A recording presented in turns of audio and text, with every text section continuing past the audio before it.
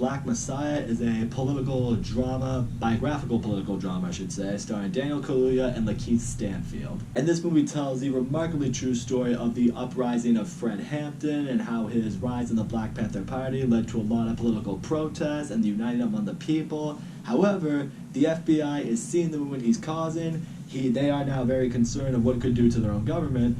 So with that, the FBI enlists William O'Neill, played by Lakeith Stanfield, to infiltrate the Black Panther Party, get under Fred Hampton's wing, played by Daniel Kaluuya, and figure out exactly how to, well, they want him to rat, you know. As Wolf of Wall Street would put him, they want him to rat. I was a little weary going into this movie. I really like Daniel Kaluuya and Lakeith Stanfield. I think they're both really good actors.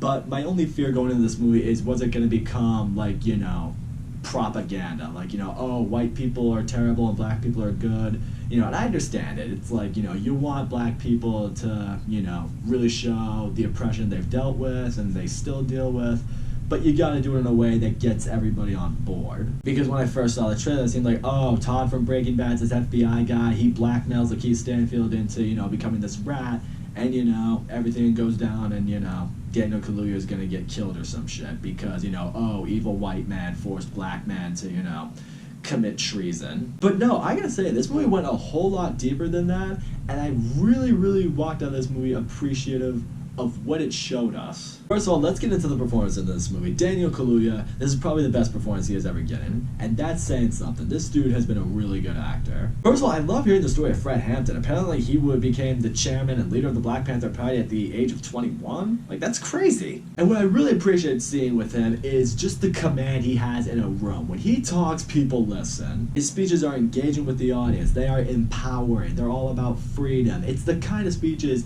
that galvanize people.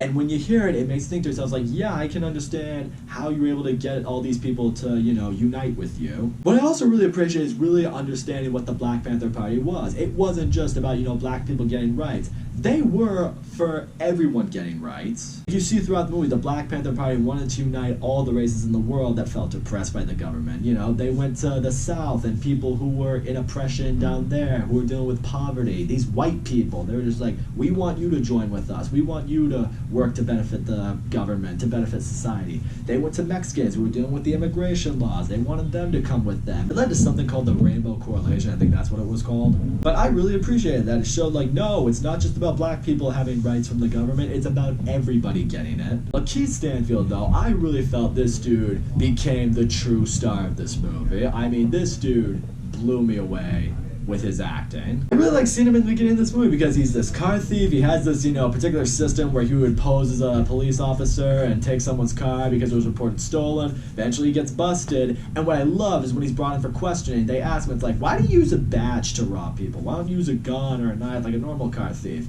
And he brings up the point, it's like, well, black people, they're not afraid of a gun or a knife because they might have one themselves.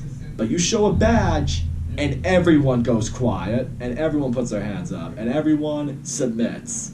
I thought it was a really powerful, kind of low-key statement that was made in the movie, and I'm just like, yeah, that makes perfect sense. But what I like seeing with him, he's not really that political of a person. I mean, he infiltrates the Black Panther Party, he gets under the wing of Fred Hampton, but he's only doing it because he just wants to get out of prison time. He's like, yeah, I don't fucking give a shit about politics. I'll fucking infiltrate this guy. Whatever gets me out of this. But what I really love seeing was his growth in this movie because he's seeing what the Black Panther Party is doing. He sees the influence that Fred Hampton has, and the thing is, he's now starting to believe in the cause, which is leaving him like, I'm not so sure if I want to continue to rat. He's building trust. He's building a relationship with Fred Hampton. And he's like, I don't want to go back on this guy. I don't want to betray anybody. He's like, I just want out, but I committed a crime, so I can't really get out of it. It puts him in a really tough spot, and you really feel for this guy. Even the government's perspective on why they want to bring a halt to the Black Panther Party, although I didn't necessarily agree with it, I could see where they were coming from. It's based out of fear. You know, they think to themselves, it's like all these people coming together, it's going to lead to an uprising, it'll lead to riots, it'll lead to people dying, it's going to lead to just chaos in the streets. And we know that to be true because we kind of saw a little bit in 2020 with the Black Lives Matter, with, you know, the innocent black people who were getting murdered and shit like that.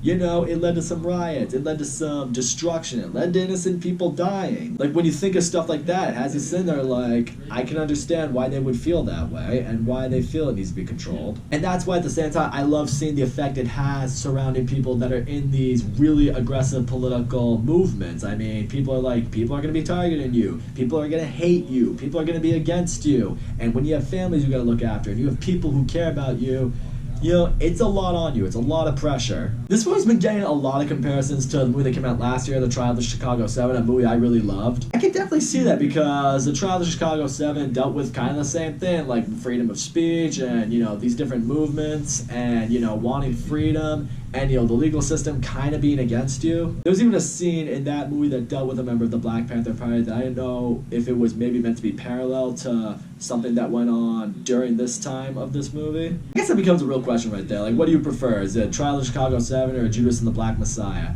For me, I think both are extremely well acted and extremely well written. But for me, I think I would go with Trial of Chicago 7 because, I don't know, I guess I appreciated the humor that was brought into it when it wanted to have humor.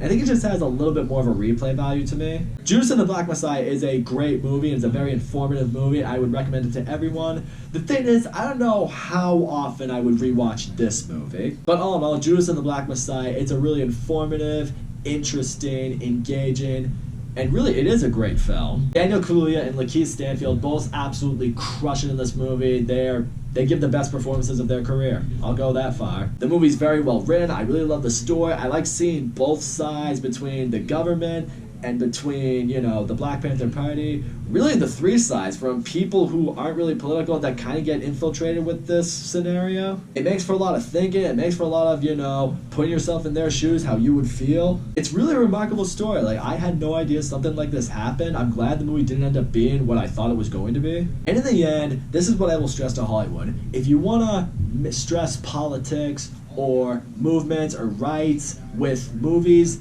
this is the direction you need to go in. It doesn't need to be the most entertaining blockbuster or anything like that. But if you can make something that's really informative, well acted, well written, that everyone in the world can connect with, that's how you're going to get people to listen. So that's all I got to say, guys. Thank you so much for watching my video. Don't forget to leave a comment, like, subscribe, and I'll see you all next time.